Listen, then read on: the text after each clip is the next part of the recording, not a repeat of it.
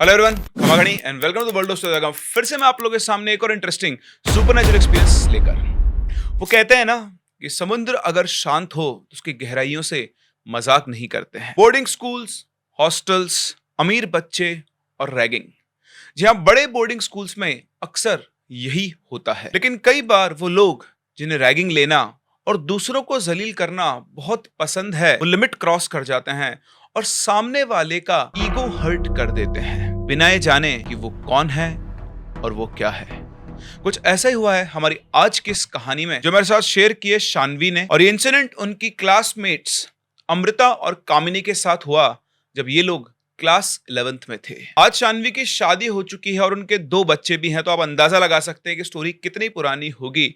और शानवी जो थी वो उस टाइम पर एक बोर्डिंग स्कूल में पढ़ा करती थी, क्योंकि इनके जो फादर थे उनकी जॉब में बहुत जल्दी ट्रांसफर हुआ करते थे और इसकी वजह से शानवी की पढ़ाई जो थी वो बहुत डिस्टर्ब हुआ करती थी। इसलिए उसके फादर ने उसका एडमिशन एक फेमस बोर्डिंग स्कूल में करवा दिया। जब ये लोग 11th क्लास में पहुंचे तो इनकी क्लास में आई एक नई लड़की जिसका नाम था अमृता। अमृता एक ब्राह्मण फैमिली से थी और वो सिर्फ नाम की ब्राह्मण नहीं थे। उसके पिताजी एक विद्वान ब्राह्मण थे। वो दूसरे लोगों के घरों के अंदर बड़े बड़े लोगों के घरों के अंदर यज्ञ, हवन और पूजाएं करवाया करते थे। ना सिर्फ इनके पिताजी, इनके दादाजी, इनके परदादा जी सभी के सभी विद्वान पंडित रहे हुए हैं। और इसीलिए क्योंकि वो एक रिलीजियस और स्पिरिचुअल फैमिली से आती थी, अमृता का नेचर भी कुछ ऐसा ही था। वो मेडिटेट किया करती थी, एक डिसिप्लिन लाइफ जिया करती थी। और शानवी ने ये भी बताया कि अमृता की जो इंट्यूशन पावर थी, मतलब चीजों का पहले एहसास हो जाना, वो बहुत स्ट्रांग थी। मोस्ट ऑफ द टाइम्स वो जो चीजें गेस कर दिया करती थी वैसी ही होती थी। दिखने में भी अमृता बहुत सुंदर थी और गुस्से जैसा वर्ड तो शायद अमृता को पता ही नहीं था। शानवी ने बहुत रेयरली अमृता को गुस्सा होते हुए देखा था। जितने टाइम वो उसके साथ रही उसने उसमें एक ही बार उसे गुस्सा होते हुए देखा और उसकी वजह से ये कहानी बन गई। अब आप जानते हैं कि ऐसे स्कूल्स के जो हॉस्टल्स होते हैं उनमें रैगिंग वगैरह तो चलती रहती है और हर स्कूल, हर कॉलेज के अंदर एक ग्रुप होता है ऐसा जिसको रैगिंग लेना बहुत पसंद होता है। सेम ऐसा ही 5 लड़कियों का ग्रुप था इनके स्कूल में भी, जो क्लास 3rd से इस स्कूल के अंदर पढ़ रही थी और उन्हें हर कोई जानता था। दूसरा, ये सभी के सभी बहुत रिच फैमिली से थी, इसलिए अक्सर इनकी गलतियों को माफ कर दिया जाता था और उसका फायदा ये 5 लड़कियां उठाती थी। चलते फिरते दूसरी लड़कियों के ऊपर टॉन्ट मारना, उन्हें परेशान करना, नए लड़कियों की रैगिंग लेना, ये इनका मेन काम हुआ करता था। हमें 5 लड़कियों के नाम जानने की जरूरत तो नहीं है, लेकिन 3 लड़कियों के नाम यहाँ पर बहुत इंपॉर्टेंट है। एक कामिनी, दूसरी एनाब और तीसरी एकता। कामिनी इन 5 की लीडर थी और अपने नाम की ही तरह वो कमीनी यानी क्रूअल थी। वो इतनी ज्यादा इनसेंसिटिव थी कि सामने वाले के पेन को वो हमेशा इग्नोर किया करती थी और कभी भी उसे समझने की कोशिश नहीं करती थी। उसे दूसरे लोगों को परेशान करने में और सबसे ज्यादा उनको मेंटल टॉर्चर करने में बहुत मजा आता था। अब जब अमृता क्लास में आई तो वो कामिनी का टारगेट बनी। उसका एक बहुत बड़ा रीजन ये भी था कि अमृता दिखने में सुंदर थी, बोलचाल में अच्छी थी, इसलिए उसकी बहुत जल्दी बाकी लड़कियों से दोस्ती हो गई थी। अभी अमृता को स्कूल में आए करीबन 1 ही वीक हुआ था, लेकिन कामिनी ने अमृता को परेशान करना शुरू कर दिया था। उधर का जो अमृता थी वो कामिनी को इग्नोर कर दिया करती थी, क्योंकि इनके जो हॉस्टल्स थे वो 2 अलग अलग ब्लॉक में थे। तो ए ब्लॉक में कामिनी रहा करती थी और बी ब्लॉक में अमृता रहा करती थी, इसलिए इन दोनों का इतना ज्यादा इंटरेक्शन नहीं होता था। और स्कूल टाइम के अंदर भी अमृता कामिनी से थोड़ा बचकर ही चलती थी, क्योंकि वो फालतू किसी से पंगे लेना नहीं चाहती थी। लेकिन असली कहानी की शुरुआत तब हुई जब 11th क्लास के बच्चों को भी ए ब्लॉक वाले हॉस्टल में, यानी जिस हॉस्टल में कामिनी और वो लड़कियों का ग्रुप रहता था, वहां पर शिफ्ट कर दिया गया और अमृता को मिला रूम नंबर 17। ये जो रूम नंबर 17 है, इसके बारे में स्कूल में एक कहानी थी कि कई सालों पहले एक स्टूडेंट ने इसमें अपनी जान दे दी थी। उसके बाद से कोई भी रूम 17 को लेने में इंटरेस्टेड नहीं रहता था। एज सच रूम 17 के आसपास रहने वाली लड़कियों ने कॉरिडोर में घूमते हुए या स्कूल के किसी भी पर्सन ने कोई पैरानॉर्मल चीज ऑब्जर्व नहीं की थी, लेकिन फिर भी रूम 17 को लोग अवॉइड ही किया करते थे।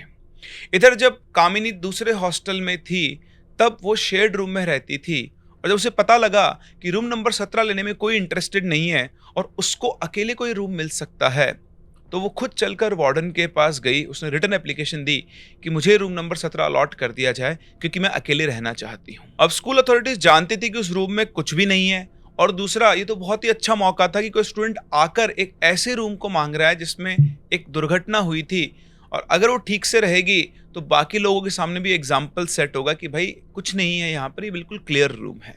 तो इस तरह से रूम नंबर 17 अमृता को अलॉट कर दिया गया। अब एक दिन की बात है, ये सभी स्टूडेंट्स स्कूल के मेस में बैठकर लंच कर रहे थे। तो सभी लड़कियां अपने अपने ग्रुप्स के साथ बैठी हुई थी। अमृता का ऐसा कोई ग्रुप था नहीं, वो सबसे बातचीत किया करती थी, बट ऐसा उसकी बहुत स्ट्रांग बॉन्डिंग नहीं थी किसी से। वो अपना खाना लेती है, खाने में वो सिंपल बिल्कुल सादा दाल चावल ही खाया करती थी। उसने अपने चावल लिए, एक कटोरी में दाल ली और लेकर वो एक कोने वाली टेबल थी उस पे जाके बैठ गई।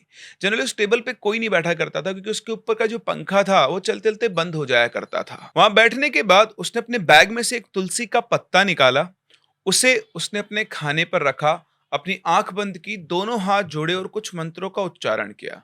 उसके बाद उसने आंख खोली, एक चम्मच में चावल उठा के वो खाने ही वाली थी कि तभी कामिनी की आवाज गूंजती है, अरे सुनो सुनो सब, देखो ये मोहतरमा शायद किसी मंदिर से भटक के आ गई हैं। उधर सामने से कामिनी, एनाब और एकता चलते हुए अमृता के पास आ रहे थे। अमृता ने अपनी आंखें उठाकर उनकी तरफ देखा। उसकी आंखों में ना तो कोई डर था ना कोई गुस्सा, बिल्कुल न्यूट्रल आंखों से वो उन तीनों को देख रही थी। कामिनी आकर उसके सामने बैठती है और एक झटके से उसकी थाली को नीचे फेंक देती है। थाली की, स्टील की थाली के नीचे गिरते ही चावल दाल सब बिखर जाता है। अमृता बिल्कुल फिर भी शांत चेहरे के साथ बैठी रहती है और कामिनी को देखती रहती है। कामिनी उससे कहती है, ये क्या भिखारी सा खाना खाती है तू? तू ब्राह्मण है ना? क्या भगवान को तुमसे खाने को सिर्फ दाल चावल ही मिले हैं? उसकी बात सुनकर हॉल के अंदर जो और लड़कियां बैठी थी उनमें से कई लड़कियां हंसने लगी। कुछ लड़कियां कामिनी के साथ लगकर उसके ऊपर टॉन्ट मारने लगी, ओम भूखाय नमः। किसी ने एकदम से छींक मारी और कहा, हो आज तो मुझे पूजा से एलर्जी हो गई है। अमृता ने उन बाकी लड़कियों की तरफ देखा भी नहीं।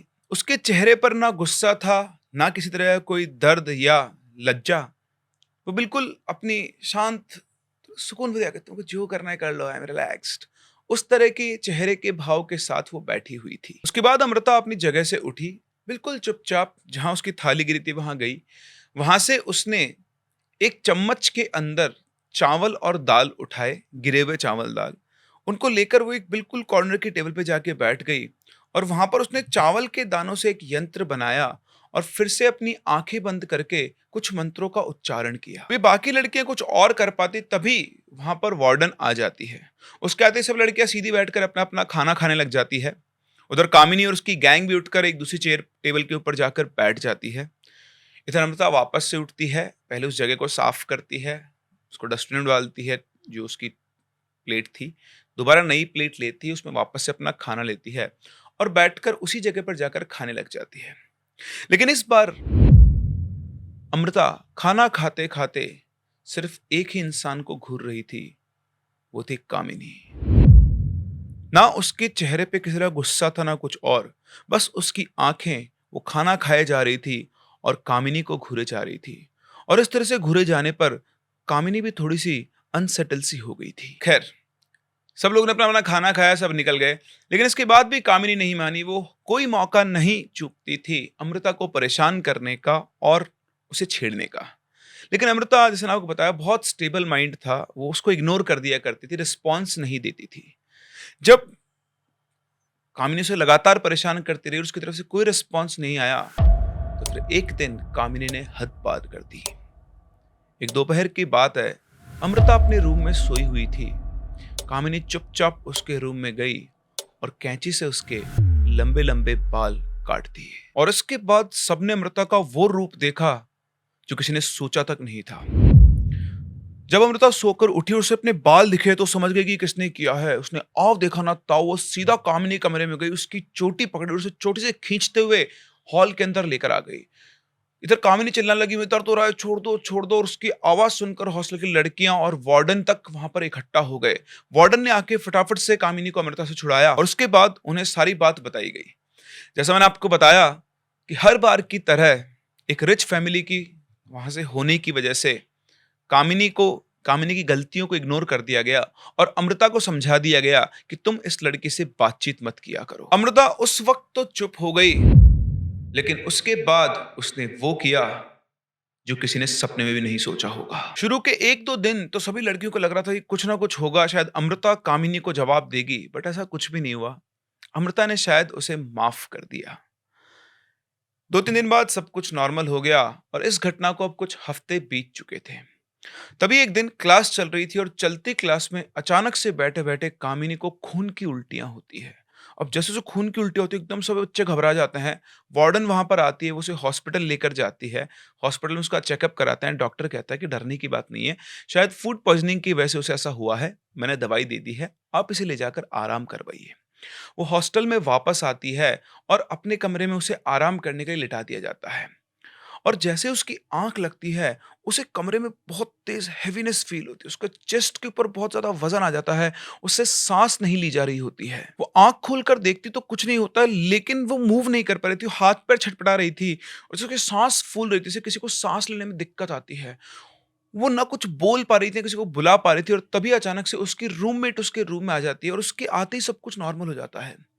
वो उठ बैठती है और अपनी रूममेट को सारी बात बताती है कि उसे क्या-क्या फ़ील हुआ। अभी रूममेट कोई और नहीं, कामिनी की फ्रेंड एनाब थी। जब वो एनाब को बता रही थी कि मुझे ऐसा-ऐसा फ़ील हुआ, तो एनाब की नज़र कामिनी की गर्दन पर पड़ी। उसने देखा, उसकी गर्दन पर उँगलियों के निशान हैं, ऐसे जब कोई किसी का गला पकड़ के दबाता है वैसे। जब कामिनी एनाब को बताती है कैसे क्या हुआ, तो वो एक बार तो उसे उसका वहम मानने की कोशिश करती है, लेकिन वो जो उँगलियों के निशान थे, वो कुछ और बयां कर रहे थे। एनाब उस चीज को इग्नोर नहीं कर सकती थी, लेकिन उस टाइम कामिनी की तबीयत खराब थी। उसने सोचा कि अगर मैंने उसे अभी इन उँगलियों के निशानों के बारे में बताया, तो वो और ज्यादा परेशान हो जाएगी। इसलिए उसने कामिनी को समझाया कि तूने कोई बुरा सपना देख लिया है, तू रेस्ट कर, मैं यहीं पर हूं। अब एनाब कामिनी के पास ही बैठ जाती है और उसे सोने को कहती है, लेकिन जैसे ही कामिनी अपनी आंखें बंद करती है, उसे वापस से रूम का एटमॉस्फेयर बहुत हैवी फील लगता है और उसे सिर दर्द होना शुरू होता है। शुरू-शुरू में वो सिर दर्द बहुत हल्का था, लेकिन धीरे-धीरे वो सिर दर्द बढ़ता गया और उसकी इंटेंसिटी बहुत ज़्यादा बढ़ गई। तो उसने अनाप से कहा, मेरा सिर बहुत तेज़ दुख रहा है, तो मुझे सिर दर्द की दवाई ला दे। तो बोलती, तू यहीं रुक, मैं लेकर आती हूँ। वो रूम से बाहर जाती है और इधर उसका सिर दर्द इतना बढ़ जाता है कि वो अपने बिस्तर नोचने लगती है और फिर एकदम से वो अपने रूम की फ्लोर पर आकर बहुत तेज़-तेज़ चीखने लगती है, अपने बालों को नोच कर बोलती है, दर्द हो रहा है, दर्द हो रहा है। और वो इतना तेज़ चिल्लाती है कि उसकी आवाज़ सुनकर एनाब और वार्डन, जिस वार्डन के पास वो गई थी सिर दर्द की दवाई लेने, वो दोनों भागकर उसके रूम में आते हैं और अड़ोस-पड़ोस की बाकी लड़कियां भी वहां आकर इकट्ठा हो जाती हैं। जैसे-तैसे करके वार्डन कामिनी को कंट्रोल करती है, उसको दवा देती है, उसके सिर पे मालिश करती है और तब जाके कामिनी को थोड़ा रिलीफ आता है। इसके बाद वो वार्डन कामिनी के पेरेंट्स को फ़ोन करती है कि उसकी तबीयत ठीक नहीं है, आप इसे घर ले जाइए।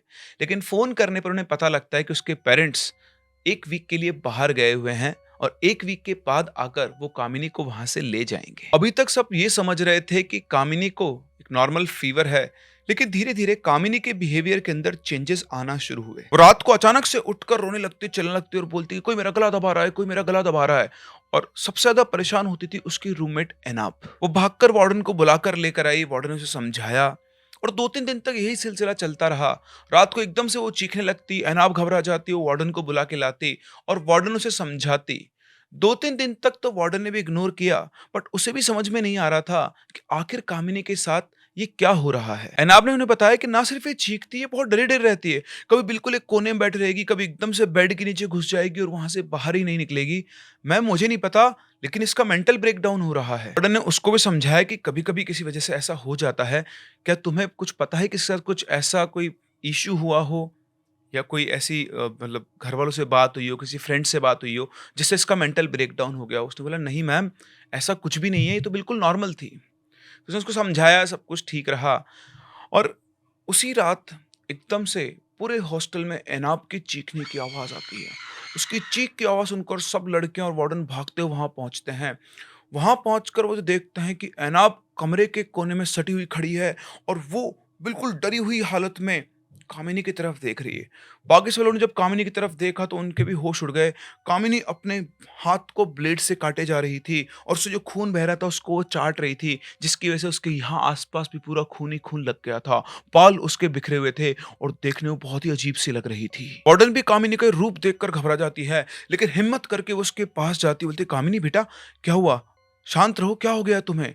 इतना बोलती कि तभी कामिनी एकदम से अकड़ के उसकी तरफ देखकर बोलती है, "मुझे भूख लगी है, मुझे भूख लगी है।" फिर इसके बाद वो एकदम से एक अजीब-सी हँसी हँसने लगती है और हँसते टाइम उसके चेहरे पर पूरा ब्लड लगा हुआ था और उसे देखकर सभी लोग शॉक्ड थे। यहाँ पर क्या चल रहा है, वार्डन की समझ के सब कुछ बाहर था और तभी शान्वी, जिन्होंने हमसे ये स्टोरी शेयर की है, उनकी नज़र पड़ती है अमृता पर। जहाँ हॉस्टल की बाकी लड़कियां परेशान थी, घबराई हुई थी, अमृता एक कोने में खड़ी होकर सबको देख रही थी और उसके चेहरे पर एक अलग सुकून था। शान्वी को यहाँ पर कुछ कुछ चीजें समझ में आ रही थी, वो लिंक कर पा रही थी प्रोसेस को। खैर अभी वक्त था कामिनी को संभालने का। वार्डन जैसे से उसे संभालती है, पूरी रात वो वहीं पर रहती है, बाकी लड़कियां भी वहीं रहती है। उसके बाद ऐसा कुछ नहीं होता है। अगले दिन सुबह जो वार्डन थी वो टीचर्स वगैरह से डिस्कस करती, उन्हें बताती है कि क्या-क्या हुआ। तो टीचर्स को भी कुछ समझ में नहीं आता, लेकिन एक टीचर कहता है कि हो सकता है कि इसका बुखार इसके दिमाग में चढ़ गया हो और उसकी वजह से ये पागलों की तरह हरकत कर रही हो। अंदर ही अंदर कोई भी इस जवाब से कन्विंस नहीं था। उन्हें पता था कि यहाँ जो चल रहा है वो नॉर्मल नहीं है। वो ये सब डिस्कस कर रहे थे, तभी उन्हें वापस से हॉस्टल से लड़कियों के चिल्लाने की आवाज़ आती है। ये आवाज़ सुनकर वो टीचर्स और वार्डन भागते हुए उस वाले ब्लॉक की तरफ जाते हैं और जाकर देखते हैं कि वहाँ पे पूरी तरह से घबराई हुई लड़कियाँ खड़ी हुई है और उनके सामने कामिनी फ्लोर पर पड़ी हुई है और उसके सिर के पास खून फैला हुआ है। उसे देखकर ये लग रहा था कि उसने ऊपर से छलांग लगा दी है। तुरंत उसे उठाकर हॉस्पिटल लेकर जाया जाता है। वहाँ जाकर पता लगता है कि वो सेफ है, उसको ऐसे कोई बहुत बड़ी इंजरी नहीं हुई है, नॉर्मल चोटें आई हैं और पता नहीं किस वजह से वो बच गई है, मतलब एज़ सच सीरियस नहीं थी, थोड़ी बहुत चोटें थी, शायद थोड़ा बहुत हाथ-पैरों के अंदर कहीं न कहीं फ्रैक्चर हुआ था, बट उसकी जान बच गई थी। ये सुनकर वार्डन को थोड़ा सुकून आता है, वो वापस से हॉस्टल में आती है और हॉस्टल में आकर अब वो सबसे पूछताछ शुरू करती है। सब लड़कियों से वो पूछ रही थी कि तुम्हें क्या लग रहा है? एनाब से बात करती है, सबसे बात करती है। तभी शान्वी वार्डन के पास जाती है और वो उन्हें सब कुछ बताती है कि मैम, इस तरह से मैंने देखा कि जो अमृता थी उसके चेहरे पर किसी तरह कोई गम नहीं है। आप भी एक बार ऑब्ज़र्व करेंगे, आपको पता लगेगा। उसकी बात सुनकर वार्डन चुपचाप अमृता की तरफ मतलब घूमते-फिरते देखती है और वाक़ई में जहाँ बाकी सब लोग परेशान थे, अमृता के चेहरे पर एक सुकून था। अब वार्डन को भी अमृता पर शक होता है, लेकिन उसे लगता है कि यार ये बच्ची क्या ही करेगी, ऐसा वो कुछ नहीं कर सकती, कुछ और चक्कर है।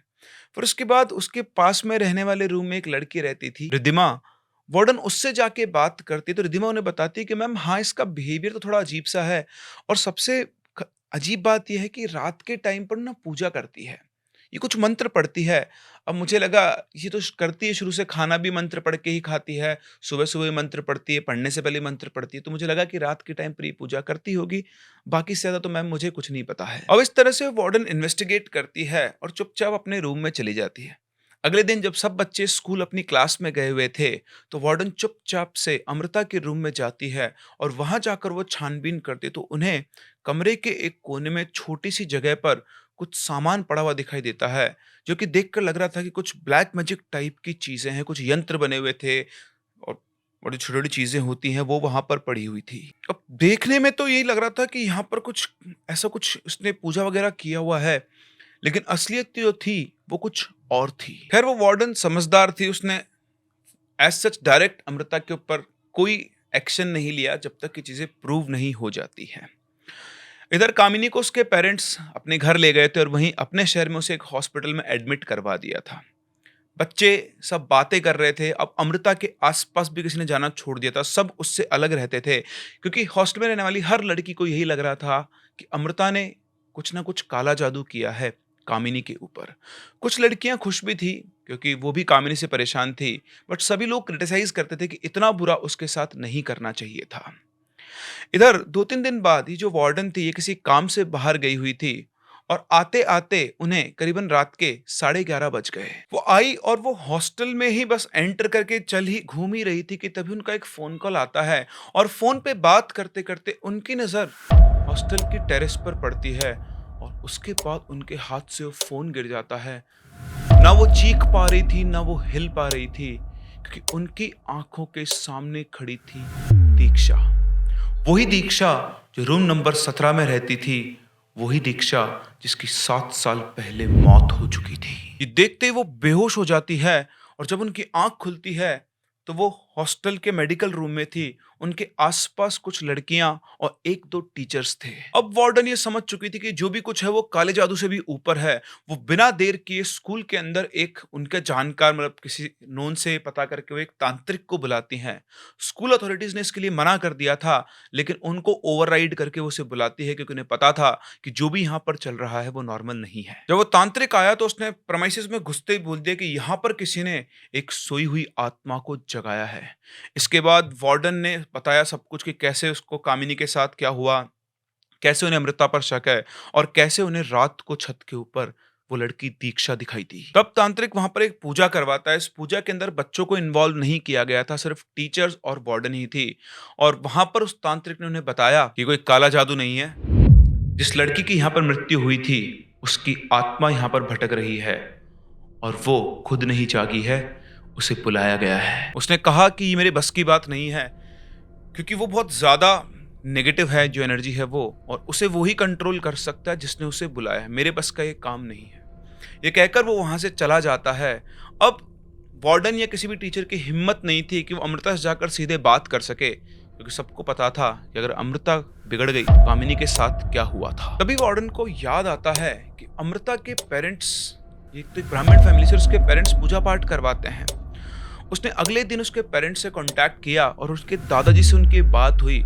उन्होंने उन्हें सब कुछ बताया, बस ये नहीं बताया कि किसने क्या किया। उन्होंने बताया कि ऐसे एक लड़की है, उसकी मौत हो गई थी, वो दिख रही है, ये सब कुछ उन्होंने बताया।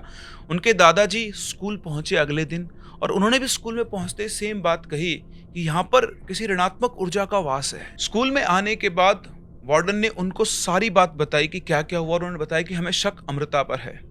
उनकी बात सुनकर उनके दादाजी बोले कि देखिए, उसको पूजा पाठ हर तरह का आता है और ये भी मैं जानता हूँ कि उसकी बचपन से इन चीज़ों में दिलचस्पी है, लेकिन वो ऐसा कर नहीं सकती है। लेकिन फिर भी आप उसे बुलाइए। अमृता को बुलाया गया, उससे पूछा गया, उसने मना कर दिया कि मैंने कुछ भी नहीं किया है। जब बार बार अमृता अपनी बात नहीं मान रही थी तो वार्डन को गुस्सा आ जाता और उसके दादाजी से बोलते हैं आप मेरे साथ चलिए।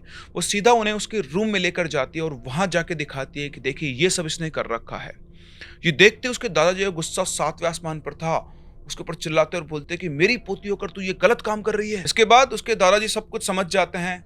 वो कहते हैं कि हमें यहाँ पर एक हवन करना होगा, उसमें सभी बच्चों जितना भी स्टाफ है सबको शामिल होना होगा, क्योंकि जो भी ये एनर्जी है इसका सबसे कुछ ना कुछ कनेक्शन बन जाएगा।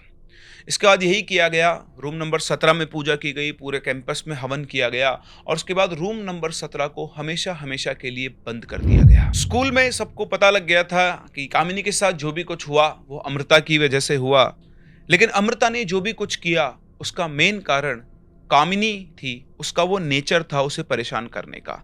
अगर कामिनी उसे परेशान नहीं करती तो शायद नम्रता कभी भी इस लिमिट को क्रॉस नहीं करती। अमृता ने सोचा कि अगर वो फिजिकली उससे लड़ेगी, वर्बली उससे लड़ेगी, तो बातें बहुत अलग तरीके से जाएंगी और अल्टीमेटली कल्प्रिट उसे ही घोषित किया जाएगा, क्योंकि उसकी आंखों के सामने जब कामिनी ने उसके बाल काट दिए थे, किसी ने भी कामिनी को कुछ नहीं कहा। कामिनी को नहीं पता था कि अमृता के पास क्या पावर है। जब अमृता को पता लगा था कि रूम नंबर 17 की क्या हिस्ट्री है, तो जैसा उसके दादाजी ने बताया था, उसको बहुत इंटरेस्ट था पैरानॉर्मल में और मेडिटेशन के थ्रू उसने चुपके से कुछ ऐसी चीजें सीख ली थी जिससे वो सोई हुई आत्माओं को जगा सकती है और उन्हें कंट्रोल कर सकती है। जिस दिन कामिनी ने अमृता के बाल काटे थे, उसी दिन उसने डिसाइड कर लिया था इसे असली मजा अब मैं चखाऊंगी। और फिर उसने एक प्रोसेस के थ्रू दीक्षा की आत्मा को जगाया और उसे कामिनी के पीछे लगा दिया। बट किस्मत की बात थी कि छत से गिरने के बाद भी कामिनी मरी नहीं, और ये बहुत अच्छी बात थी, वरना अमृता जाने अनजाने में बदले की भावना में रहकर अपनी जिंदगी बर्बाद कर लेती। खैर, जब स्कूल अथॉरिटीज को ये पता लगा तो उनके लिए बात बहुत शॉकिंग थी और इस बार उन्होंने एक्शन लिया प्रॉपर। अमृता और कामिनी दोनों को स्कूल से टर्मिनेट कर दिया गया और इस तरह से इनके स्कूल में इंसिडेंट हुआ। तो देखा आपने किस तरह से कुछ लोग, जिन लोगों को दूसरे लोगों को परेशान करने में मजा आता है, बिना कुछ उनके बारे में जाने उन्हें छेड़ देते हैं। और जब किसी ऐसे इंसान का ईगो हर्ट होता है तो वो अपना बदला लेने के लिए सुपरनैचुरल एंटिटीज को भी यूज कर सकता है। वैसे आपको क्या लगता है, कौन गलत था, कामिनी या अमृता? कि अमृता ने जो किया वो सही था या उसे कुछ और करना चाहिए था? अपने व्यूज हमें कमेंट सेक्शन में जरूर बताएं। हम लोग मिलते हैं अपने अगली कहानी में, तब तक के लिए कीप लविंग, कीप लिसनिंग।